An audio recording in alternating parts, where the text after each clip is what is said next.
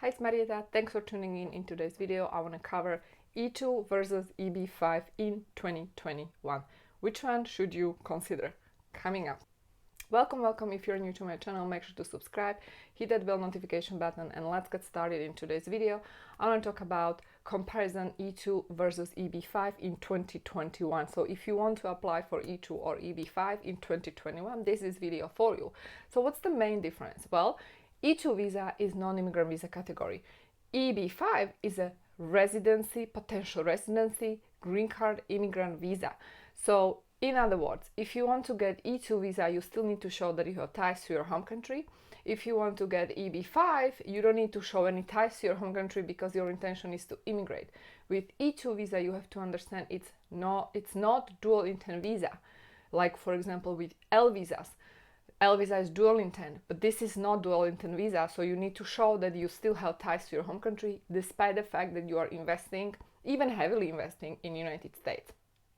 So that's number one. Number two, with E2 visa, you can get E2 visa under $100,000. I have helped many entrepreneurs, in fact, to get E2 under 100K, and I'm gonna be linking some case studies here for you guys. So you don't have to invest heavily in order to get this E2 visa.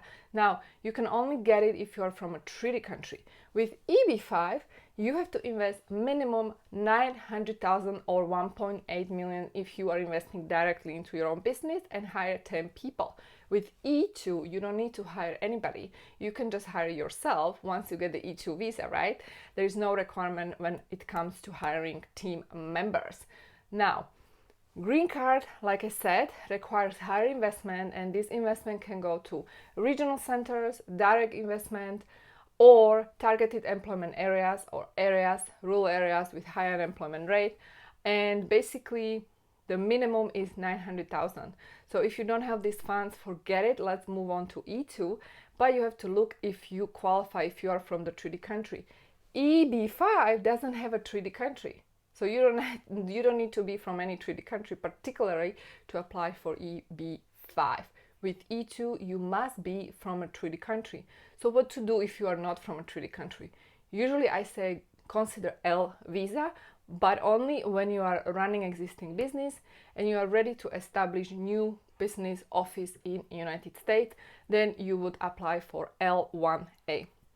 If you don't have any business whatsoever, maybe you can start business first in your home country and then later on expand in the future and open up affiliated office in the United States. So this would be the way to go. So these are the main differences between E2 versus EB5. So which of these is better for you? Well, you have to understand that E2 is faster. You can get E2 within 3 months or 6 months. If you file everything on time properly, you can even get it in 3 months. With EB5, it usually takes way longer because you are filing through USCIS. We're talking about this is immigrant petition and so on. There are also backlogs. With E2, there are no backlogs and you can apply right away through US consulate in your home country. So there are two ways you can get it. One is through US consulate in your home country if you are overseas. If you are in the United States, by changing of your status. But I don't recommend change of your status unless you need it ASAP and you are in US, because you will not have you won't get the visa stamp in your passport. What you get is approval of your legal stay status in United States, which will allow you to stay in the United States for 2 years and manage and run your business for 2 years, but that's it. So therefore, if you go to the US Embassy and you get a stamp in your passport, maybe 5-year stamp, then you can re-enter to the US during the 5 years, and every time you re-enter, you will be allowed to stay up to 2 years. Okay? So this is obviously better deal for you, especially when you just want to apply for E2 visa and your first time applying. Definitely consider this option. All right, so these are the main differences. Depending on your strategy, depending on your end goal, depending on what you try to achieve, you should consider one of these two options. I personally focus on E2 visas, and when my investors are ready to upgrade, we upgrade them either to EB2 National Interest Waiver or EB5. I'm going to be linking here videos about national interest waiver for those who want to learn more. And you are invited for upcoming webinars that I'm doing about how you can upgrade from E2 to a green card. And I will talk about specifically the national interest waiver, which in that case, you don't need to show that you have invested millions and you might still qualify. So it's especially for those who are under E2 or want to get E2 and then they want to upgrade. So the link is going to be below this video.